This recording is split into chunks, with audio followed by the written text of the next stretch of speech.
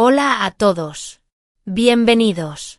Lo que van a escuchar hoy demuestra que las apariencias engañan. Todo comenzó el día en que mi nuera, a quien siempre he tratado como a una hija, me abofeteó en mi propia cocina y con una frialdad que aún me cuesta creer, me exigió las llaves de mi casa. Pero esta historia no se trata solo de una agresión o de ingratitud familiar. Se trata de un plan orquestado durante años, del silencio cómplice de mi propio hijo y de un secreto de mi pasado que guardé durante décadas en una simple caja de zapatos. Lo que siguió fue una batalla legal donde yo, una mujer aparentemente frágil, revelé una identidad que paralizó al tribunal y dejó a mi familia sin palabras. Lo que más me impactó no fue su codicia, sino la forma calculadora en que intentaron quitarme todo de alguien que siempre se lo había dado todo. Y la revelación final, la que cambia por completo la perspectiva de toda la historia, se compartirá en los últimos minutos. Por favor, vean hasta el final porque les garantizo que el desenlace los impactará. Si esta historia ya te ha conmovido, por favor, hazme un favor, dale a me gusta y suscríbete al canal. Cada me gusta y cada suscripción es una señal muy importante para el algoritmo de YouTube. Estas señales le indican a la plataforma que el contenido de este canal es importante y debe mostrarse a más personas. Tu suscripción es lo que permite que historias como esta, que pueden dar fuerza a alguien en una situación similar, se sigan compartiendo y llegando a quienes más necesitan escucharlas. Gracias. Permítanme llevarlos al principio de todo, a una tarde de domingo aparentemente ordinaria, de esas que huelen a café recién hecho y ropa limpia, de esas en las que la vida parece un mosaico tranquilo y predecible. Mi vida siempre ha sido así, tranquila, un río de aguas calmas donde mis mayores tareas eran la lucha constante contra las plagas en las rosas del jardín y la consistencia perfecta de las natillas que llevo a todas las fiestas familiares. Clara, mi nuera, era una de las piezas centrales de este sereno rompecabezas. Siempre me pareció dulce, siempre con una sonrisa fácil y un cumplido a punto de decirse, la persona que me abrazaba con una calidez que yo, en una parte ingenua de mi corazón, creía genuina. La veía casi como a una hija, le confié las llaves de mi casa y lo que es más importante, el corazón de mi hijo. Todo cambió, no de golpe, sino con la frialdad de un simple no. Estábamos en mi cocina, la luz de la tarde entraba a raudales por la ventana, iluminando el polvo que danzaba en el aire, y ella, con la indiferencia de quien pide un vaso de agua, me dijo que necesitaba que cuidara de Miguel, mi nieto, el fin de semana siguiente. Yo, que me sentía particularmente cansada ese día, con un dolor de espalda que no me dejaba en paz, decliné cortésmente, explicándole que no me encontraba bien. El silencio que siguió no fue un silencio cualquiera, fue un vacío que absorbió todo sonido de la casa. Y entonces, lo vi. Vi el fuego encenderse en sus ojos, un brillo duro y gélido que nunca antes había visto, una transformación tan repentina que casi me hizo perder el equilibrio. Su rostro, antes tan dulce, se contorsionó en una mueca de puro desprecio. Si no vas a ayudar, escupió las palabras, cada una aguja de veneno, entonces ¿para qué sirves? El mundo se ralentizó. Antes de que mi cerebro pudiera procesar el odio en esa pregunta, su mano, esa mano que tantas veces había sostenido con tanta ternura, se alzó y cayó con una fuerza inimaginable. El chasquido fue seco, un sonido cortante y agudo que resonó en la habitación silenciosa como un disparo. Sentí un ardor instantáneo en la cara, no solo por el dolor físico, agudo y humillante, sino por una conmoción tan profunda que me dejó sin aliento. El sabor a sangre me llenó la boca donde sus labios habían tocado mis dientes. Y mientras aún temblaba, con la mano cubriendo mi rostro ardiente y los oídos zumbando, no cesó. Extendió la mano de nuevo, no para golpearme, sino con la palma hacia arriba, en un gesto de exigencia obscena. Las llaves, dijo, con una calma más aterradora que cualquier grito. Mi esposo y yo nos quedaremos con la casa. Ya tenemos un abogado. Es mejor no pelear. En ese momento, junto con la conmoción y el dolor, una terrible verdad comenzó a germinar en mi interior. Mi vida pacífica, mi familia, todo había sido una mentira cuidadosamente construida, y la línea que separa el amor del odio se había cruzado en el suelo de mi propia cocina. El mundo seguía girando lentamente a mi alrededor. El eco de la grieta aún caliente en mi rostro y el sabor metálico de la sangre en mi boca eran las únicas realidades tangibles en aquella sala que, de repente, ya no sentía como mía. Clara estaba frente a mí, una desconocida con los ojos de la chica que creía conocer, con la mano aún extendida, esperando las llaves que yo, instintivamente, apretaba contra mi pecho como un talismán. Fue entonces cuando la puerta principal se abrió y entró mi hijo, mi Miguel. El sonido de la llave en la cerradura, un sonido que siempre había llenado mi corazón de alivio y alegría, ahora me trajo un destello de desesperada esperanza. Venía del trabajo, con su maletín y su abrigo al hombro, y sus ojos se encontraron primero con los míos, aún confundidos, luego con los de la mujer, y finalmente se posaron en mi rostro, que comenzaba a hincharse y a marcarse con el rojo intenso del ataque. Mi corazón, que había estado latiendo con fuerza como un pájaro enjaulado, se calmó por un segundo. Él lo vería. Él lo entendería. Él, mi hijo, mi bebé, se interpondría entre la mujer que me golpeó y yo, preguntaría qué sucedía con voz preocupada, me defendería. Respiré hondo, esperando que su llegada trajera la cordura de vuelta a aquella pesadilla. Pero su rostro no se transformó en la furia que esperaba. En cambio, una sombra se cernió sobre sus facciones, una máscara de incomodidad, peor aún, de resignación. No se movió para abrazarme, no alzó la voz.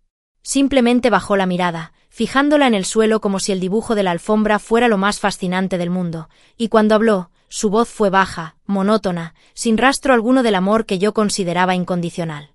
«Mamá», dijo, y la palabra dolió más que la bofetada, «Clara tiene razón. La casa es demasiado grande para ti sola. Necesitamos espacio». Fue como si el suelo se abriera bajo mis pies.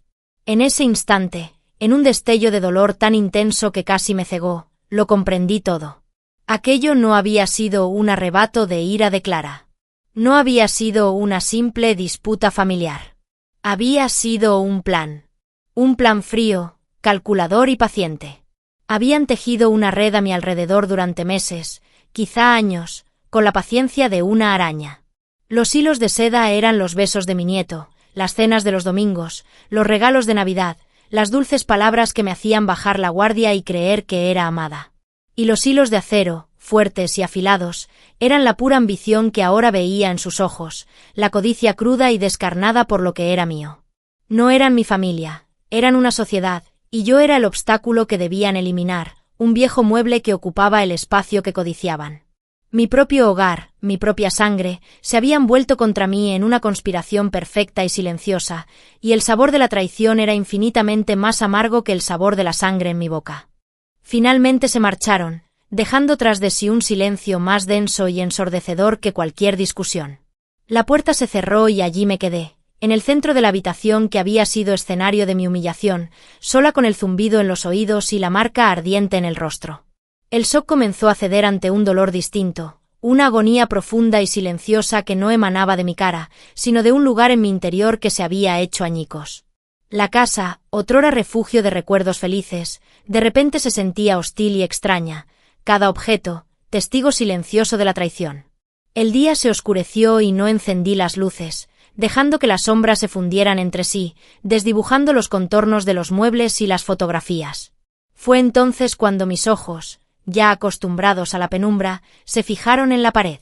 Había un marco plateado y, dentro, una foto de Antonio, mi marido, con su sonrisa serena y sus ojos dulces. Antonio era un buen hombre, un hombre que creía en la bondad inherente de todos, quizá incluso un poco ingenuo en su visión pura del mundo. Se había ido demasiado pronto, dejándome no solo con un vacío en el pecho, sino también con la responsabilidad de gestionar una vida que siempre nos había pertenecido a ambos. Y de repente, en medio de esa desesperación, su voz llegó a mí, no como un vago recuerdo, sino con una claridad cristalina, como si estuviera a mi lado, susurrándome al oído. Fue en su lecho de muerte, con su mano débil entre las mías, cuando su mirada, ya nublada por la enfermedad, se volvió extrañamente lúcida e intensa. «Guarda bien los papeles del banco», dijo, con una urgencia que en ese momento me pareció desproporcionada. «Guarda todo con cuidado. Algún día podrías necesitarlos». En ese instante, pensé que eran las palabras confusas de un hombre medicado, un último suspiro de preocupación por la burocracia. Ahora, años después, en la oscuridad de mi habitación, esas palabras me impactaron no como un consejo, sino como una profecía. Era como si él, desde donde yo estaba, me tendiera la mano, tirando de mí, recordándome una parte de mí que había olvidado. La gota que colmó el vaso, la que empezó a caer con el chasquido, la que rebosó con la traición de mi hijo, se transformó en un diluvio interior. Pero, para mi asombro, no derramé ni una lágrima. En lugar del derrumbe que esperaba, sentí nacer algo distinto en lo más profundo de mi ser, algo frío, sólido e implacable. Era como si una columna vertebral de acero se forjara dentro de mí, reemplazando el dolor con una determinación clara y firme. El miedo y el resentimiento dieron paso a una calma terrible. ¿Acaso querían las llaves de mi casa? ¿Querían pelear? ¿Querían que me rindiera y muriera de tristeza para heredar mis huesos? Una sonrisa amarga se dibujó en mis labios hinchados. No sabían con quién se metían. No tenían ni idea de la mujer que había sido antes de convertirme en la abuela de Miguel, antes de convertirme en la viuda de Antonio. ¿Querían pelea? Muy bien. La iban a tener. Y, por primera vez desde que todo empezó, me sentí completamente viva. Con una determinación silenciosa que acalló todo el ruido del dolor en mi interior, subí las escaleras hasta mi habitación, un santuario que de repente se había convertido en el centro de mando de una guerra que jamás busqué. Mi corazón ya no latía descontroladamente, ahora palpitaba con un ritmo firme y constante, como el tambor de un ejército en marcha. La luz de la lámpara de noche creaba un círculo íntimo en la oscuridad, y caí de rodillas al suelo, no en súplica, sino con la postura de una mujer que busca un arma. Y mi arma estaba escondida en un lugar tan común, tan banal, que nadie, ni mi ambicioso hijo ni mi calculadora nuera, sospecharía jamás. Deslicé la mano bajo la cama, sintiendo el fino polvo en mis dedos, hasta que estos tocaron la superficie lisa y desgastada de una vieja caja de zapatos de cartón. Era una reliquia de un par de zapatos que Antonio me había regalado hacía muchísimo tiempo, y ahora guardaba algo infinitamente más valioso que cualquier calzado. La acerqué a la luz, sentada con las piernas cruzadas en el suelo como una niña que abre un tesoro. La tapa cedió con un suave crujido. Dentro no había fotos de vacaciones descoloridas ni cartas de amor, los objetos sentimentales que uno podría esperar encontrar. No. Lo que contenía la caja era la prueba de otra vida, una vida anterior.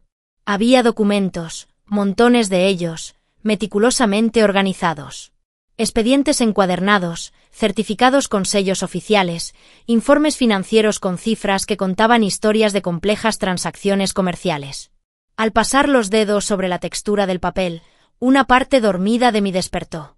Antes de ser la abuela de Miguel, antes de ser la viuda de Antonio, antes de convertirme en la mujer silenciosa de los jardines y las ollas y sartenes, tuve un nombre que resonaba en los pasillos del poder, una vida de salas de reuniones llenas de humo y juzgados silenciosos. Durante 30 años, no fui la doña María que todos conocían. Había trabajado en uno de los bancos más grandes del país, sí, pero no como secretaria ni como una empleada común. Mi lugar había estado en la primera línea de la batalla entre la ley y la avaricia. Era la principal experta en fraude y derecho financiero. Mi trabajo consistía en desentrañar elaborados esquemas, rastrear dinero sucio y construir casos sólidos como una roca contra quienes se creían por encima de la ley.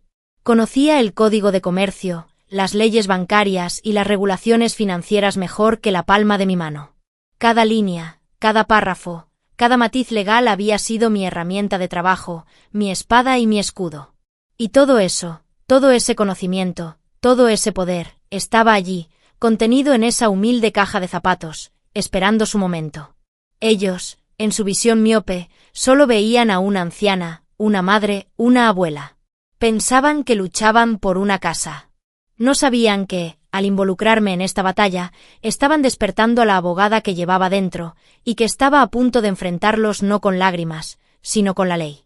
El día de la audiencia llegó con una pesada quietud, como si el aire mismo contuviera la respiración. La sala estaba fría, no solo por la temperatura del aire acondicionado, sino por una frialdad institucional que parecía emanar de las oscuras paredes de madera y el alto y solemne techo. Entré sola, sentada a la izquierda, sintiendo el peso de las miradas sobre mí.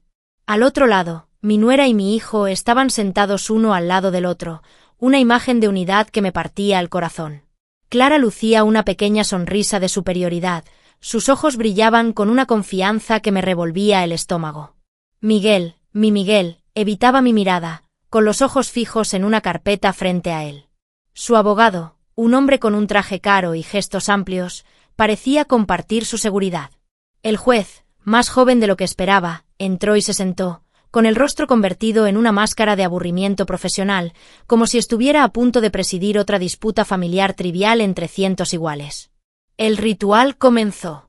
Su abogado se puso de pie y comenzó a narrar su historia, describiéndome con pinceladas suaves y venenosas. Habló de mi avanzada edad, de mi supuesta creciente fragilidad, de la legítima preocupación de mi familia. Describió la casa como una carga para mí, un peso del que ellos, queridos, querían librarme, por mi propio bien, claro está. Habló de las necesidades de la familia, del espacio que mi nieto necesitaba para crecer, de la conveniencia de la ubicación para el trabajo de mi hijo. Cada palabra era como el zumbido de un insecto, intentando ocultar la verdad con una capa de falsa lástima. El juez escuchaba, anotando algo de vez en cuando, con el rostro aún inexpresivo. Cuando el abogado terminó, con una última frase grandilocuente sobre el bien común, el juez se volvió hacia mí. Sus ojos cansados se encontraron con los míos. ¿Y usted? Preguntó, con su voz neutra resonando en la sala silenciosa, ¿qué tiene que decir al respecto? En ese momento, todo se redujo a ese instante. El dolor, la traición, el descubrimiento de la caja de zapatos, la forja de mi férrea determinación, todo convergió. Me puse de pie. No con la lentitud de una anciana frágil, sino con la postura erguida y resuelta de quien está a punto de reclamar su lugar en el mundo. Mi falda se acomodó y un silencio absoluto se apoderó de la sala. Caminé con calma hacia el estrado, apoyé las manos en la fría madera y fijé la mirada en el juez. La energía en la sala cambió. El aburrimiento en sus ojos se disipó, reemplazado por una chispa de curiosidad. Y entonces hablé. Mi voz, clara y firme, sin rastro de vacilación, cortó el aire como una cuchilla. Antes de mi jubilación, declaré, cada sílaba distinta y cargada de significado, fui la doctora Isabel Montenegro, jefa del departamento jurídico del Banco Lusitano. El efecto fue instantáneo y electrizante. El juez se quedó paralizado. Su cuerpo se inclinó ligeramente hacia adelante, sus ojos se abrieron con incredulidad. La máscara del magistrado impersonal se desmoronó por completo. No solo oía un nombre, veía un fantasma de su propio pasado profesional. Me reconoció. 15 años atrás, había sido un joven, inexperto y ambicioso becario, trabajando bajo mi supervisión durante 6 intensos meses. Había estado presente cuando desmantelé una estafa multimillonaria, recordaba la implacable manera en que dirigía las reuniones, el respeto y el temor que inspiraba mi nombre. El silencio en la sala ya no era vacío, era denso, pesado y atronador. De reojo, vi cómo Clara abría ligeramente la boca, su sonrisa segura desvaneciéndose en una expresión de pura conmoción. Miguel finalmente me miró, pálido, con los ojos llenos de terrible confusión. Su abogado parecía haberse atragantado con su propia lengua, hojeando desesperadamente sus papeles como si la respuesta a este giro del destino se escondiera entre ellos. Y yo, allí de pie, la resucitada doctora Isabel Montenegro, sentí un poder silencioso recorrer mis venas. La batalla, lo sabía, acababa de cambiar para siempre. El silencio que siguió al anuncio de mi nombre fue tan profundo y absoluto que se podía oír a lo lejos el sonido de un coche que pasaba por la calle, como si el mundo exterior nos recordara que la vida seguía, mientras que dentro su universo se desmoronaba. La expresión del juez había pasado de un reconocimiento sorprendido a una concentración intensa y respetuosa. Ya no veía a una anciana frágil, sino a una antigua colega, una figura cuya autoridad en el ámbito jurídico conocía bien. Y entonces, lentamente, me giré para mirar a mi hijo y a mi nuera. Sus rostros eran un estudio de la desesperación. El color se les había ido por completo de las mejillas, dejando tras de sí una palidez cerosa. La arrogante confianza de Clara se había evaporado, sustituida por un terror visceral que hacía que sus ojos parecieran desproporcionados a su rostro. Miguel parecía haberse encogido dentro de su traje, con los hombros encorvados bajo el peso de una comprensión que llegaba demasiado tarde, la comprensión de que habían subestimado grotescamente a la mujer a la que llamaban madre. Aproveché ese silencio eléctrico, ese momento de tensión suspendida, y empecé a hablar. Mi voz, ahora la de la doctora Isabel Montenegro, era tranquila, clara y meticulosa, cada palabra elegida con la precisión que solo 3 décadas de lucha en los tribunales pueden brindar. Me dirigí al juez y le expliqué, sin emoción alguna, que la casa en cuestión, el hogar que codiciaban, nunca había estado a nombre de mi difunto esposo, Antonio. Está registrada exclusivamente a mi nombre, declaré, adquirida y pagada íntegramente con mis ingresos, fruto de mi trabajo en el Banco Lusitano. Y, para completar la explicación, informé al tribunal que los contratos de compraventa y los documentos de la propiedad los había redactado yo misma, con una cláusula específica e inusualmente sólida que yo misma había ideado para protegerme ante cualquier eventualidad, una cláusula que impedía su venta o cesión bajo coacción legal de esta índole. Vi la conmoción recorrer sus rostros, una ola de pánico que los hizo encogerse aún más. Pero no había terminado. Tenía un último as bajo la manga, una jugada que había preparado años atrás, en un destello de premonición que ahora se confirmaba. Miré fijamente a mi hijo y a mi nuera, con voz serena, casi clínica, mientras soltaba la última bomba. Y quizás lo más importante, señoría, continué, es un detalle que mis solicitantes parecen haber convenientemente ignorado. El apartamento donde residen actualmente, al que consideran su hogar, no les pertenece. Fue un regalo mío, una donación registrada. Hice una pausa, dejando que la información flotara en el aire, sintiendo cómo crecía su terror. Sin embargo, el contrato de donación, que yo también redacté, contiene una cláusula muy específica. Una cláusula que estipula que, en caso de que los donatarios, mi hijo y mi nuera, emprendan acciones legales contra mí, el donante, con la intención de obtener otros bienes o perjudicar mis intereses, la donación queda revocada de inmediato y automáticamente. El grito que escapó de la boca de Clara fue un sonido ahogado, animal, una mezcla de negación y terror. Miguel parecía a punto de desmayarse, con la mano temblando violentamente.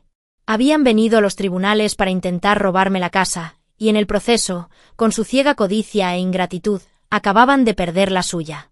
El precio de su ambición no fue solo la derrota, fue la ruina total, y ahora lo veían, grabado en nuestros rostros, en los ojos impasibles del juez y en la triste y victoriosa sonrisa de la madre a la que habían traicionado. Tras el silencio ensordecedor, una calma decisiva inundó la sala. El juez, con la mirada ahora libre de cualquier rastro de aburrimiento, me observó con un respeto profesional casi palpable. No necesitó detenerse en consideraciones dramáticas ni consultar sus libros durante horas. La ley, a la luz de los hechos que le había presentado, era cristalina. Mi presentación había sido tan completa, mis documentos tan irrefutables, que la decisión era la única posible. Miró al abogado de mi hijo y mi nuera, cuya confianza se había transformado en consternación, y con voz firme e inapelable, desestimó sumariamente su demanda. Sus palabras, demanda desestimada, resonaron en la sala como el sello definitivo de su derrota. Pero la justicia de aquel día no era un concepto abstracto que terminaba con el simple rechazo de una petición injusta.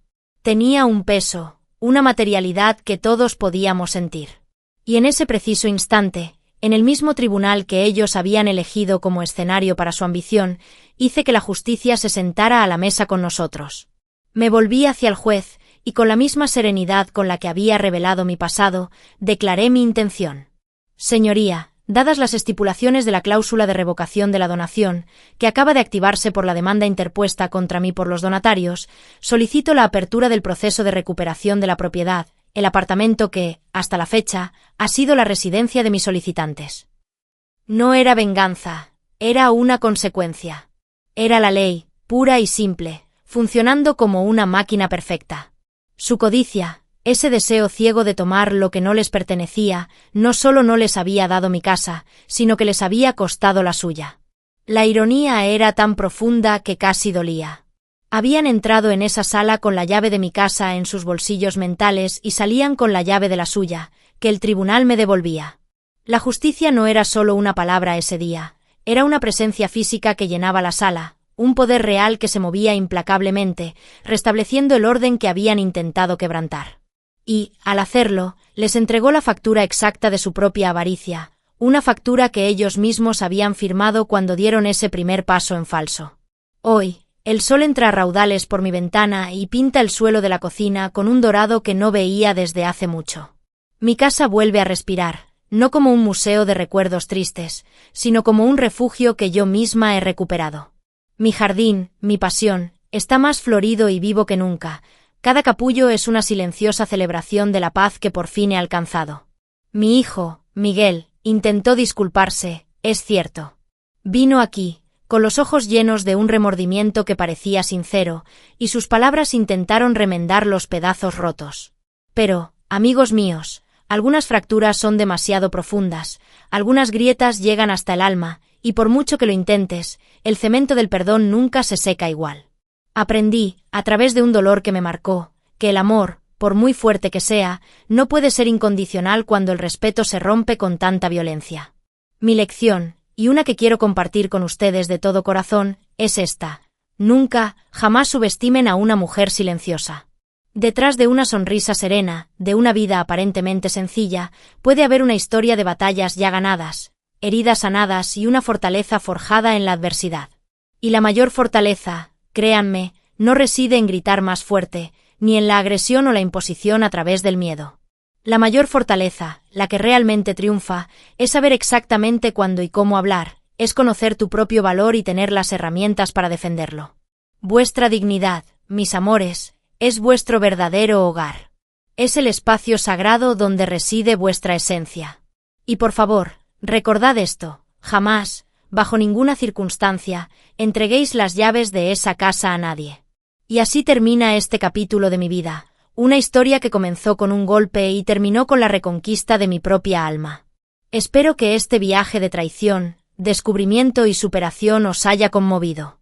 Cada me gusta y cada suscripción es más que un número, es una señal vital para YouTube. Es lo que le permite al algoritmo comprender que estas historias necesitan llegar a más personas, que aquí hay una comunidad que valora la verdad y la resiliencia. Tu suscripción ayuda a que este mensaje de fortaleza y dignidad llegue a quien más lo necesita. Déjanos un comentario contándonos qué te pareció el final y qué momento te impactó más. Y ahora, si esta historia te conmovió, no te pierdas el vídeo que aparece en pantalla, porque te garantizo que la historia que encontrarás allí es, de una forma que ni te imaginas, aún más interesante y cautivadora. Hasta la próxima, queridos amigos.